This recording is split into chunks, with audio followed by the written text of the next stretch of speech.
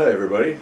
I just watched a video about an NFL player coming out of the closet as gay, and I think that's a good thing.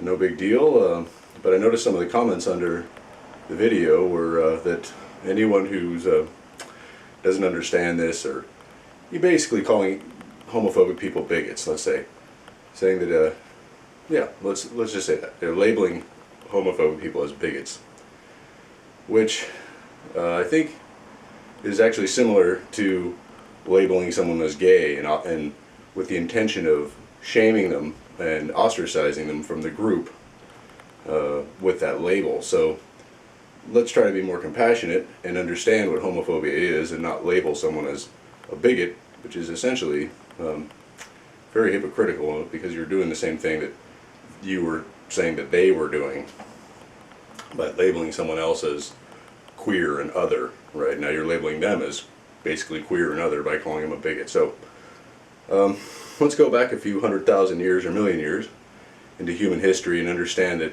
during evolutionary times humans were very dependent upon their tribe for survival. You're probably not going to be able to build your own survival home and keep your fire going all the time throughout the winter, and always be able to provide for food for yourself when you're sick or injured. You're going to depend on other people. And so for all of us humans, being part of the group and being part of the tribe is extremely important, and it's part of our survival mechanism, our drive. So we really have a great deep fear of being ostracized and pushed out of the group. Now in modern days we can survive alone, because we do have grocery stores we can go to, and we just don't depend on that system, or we can depend on strangers now. We can go to the hospital and have people take care of us that don't even know us, whereas 200,000 years ago that wasn't the case. You're in your tribe, or you're on your own, you're not going to live very long. So why is this important? So we have these deep mechanisms to protect us from being shamed or pushed out of the tribe. And another thing that happens in evolutionary times is we don't know about microorganisms and diseases and causes of diseases. So what we have evolved is just a fear of things that could potentially be caused by diseases. Since we have no knowledge of them, but we have evolved a fear of things that could be potentially caused it. That's why we don't like poo. You don't want to be around poo. We have an evolved disgust mechanism to say stay away from poo. Well, it's because poo often contains bacteria, viruses, things that can make you sick. So you avoid it. You have a disgust mechanism built in. You don't have to be taught that. It's natural to you to avoid things like that. So one of the other things we do is avoid people that appear to be behaving strangely. So someone could have a disease of the mind like syphilis, which is caused by, I believe, a bacteria, sexually transmitted disease. The bacteria gets into you, goes into your brain, and causes you to go insane and lose your mind. Okay? Evolutionary times, people don't know this. There's no understanding of this, but there is an evolved mechanism and disgust mechanism to avoid people who are going loopy, because it's a safety mechanism for yourself to not take the risk of being around someone contagious, who may or may not have a contagion that's causing this insanity, or it could be acne. That may be why we are maybe repulsed from skin conditions, disorders, rashes, why we find those to be somewhat disgusting. All these things that we kind of find a little bit off-putting is because there's a instinctual recognition that could be contagious. We don't know.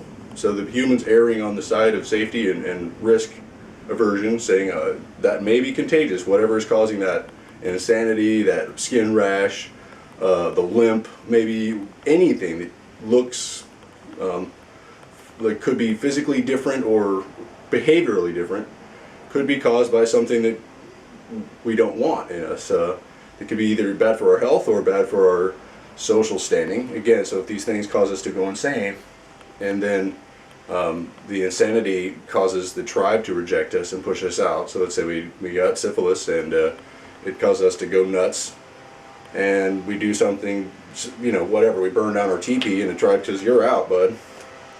And that's the end of you. You're gonna freeze to death or die of the elements within a few weeks or months. So you do have a very strong survival mechanism that says, I don't want to be different.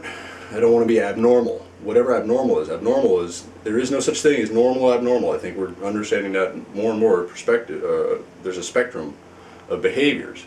What's considered normal is just what's average, what's the normal behavior. If you went to Nazi Germany, normal, sane behavior is what we would now call completely insane behavior. It's, going along with the totalitarian state and going along with genocide of a people based on what? Just a label, right? There's something other.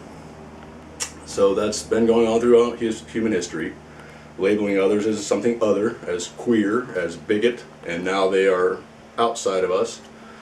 And really, and it's just trying to, like I said, just shaming them to change their behavior, or it's either that, change your behavior, or you're out of the tribe.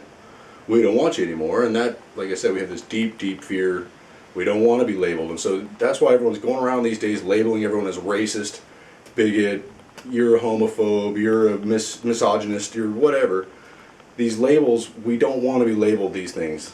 It's very painful to be labeled these things because it means rejection. We're very likely to be pushed out of the tribe. Like I said, today we can probably survive even though we're pushed out of the tribe, but it's not fun to survive that way anyway. You have no friends.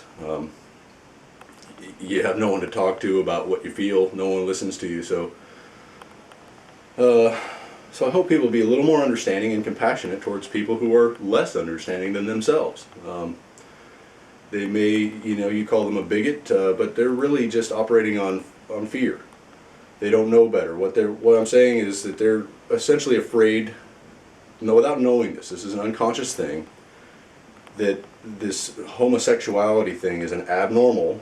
They believe in their mind, so it's different than everyone else, and the fear is that it's somehow contagious. Now they don't know this. There's not a conscious thing. Everyone knows you can't catch it.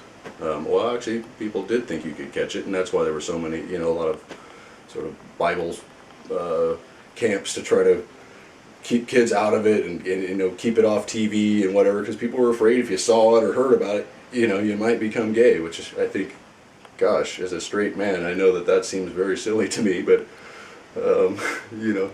I could have gay friends, and I don't think that would tempt me or change me in any way.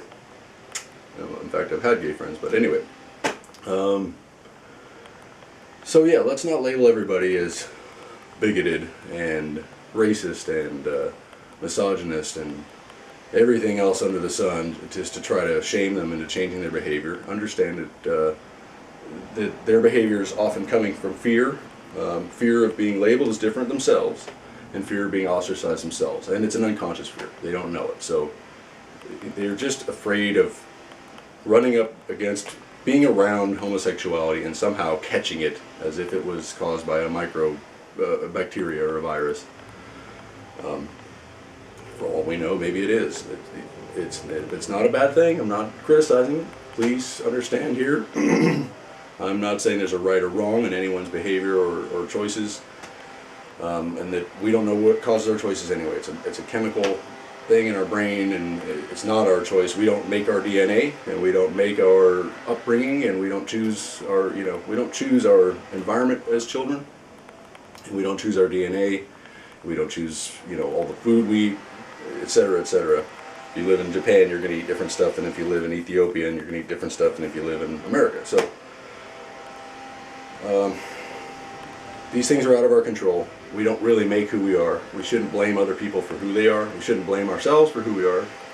We shouldn't take so much credit for who we are and so much pride in who we are. We're a product of the environment and our genes and what's around us. We're not really separate from the totality, and neither is anyone else. And so let's try to be more understanding and label people less and be more compassionate. I know I need to be more compassionate and understanding. I'm often critical of other people, but I know it's a reflection of being self-critical and still thinking there's something I need to do to be more perfect. So let's all be a little more kind to ourselves and others, and try to not label people so much. Then that's it. I think later I'll be discussing good and evil, and we'll have another conversation about, we'll go into depth about that. Talk to you later.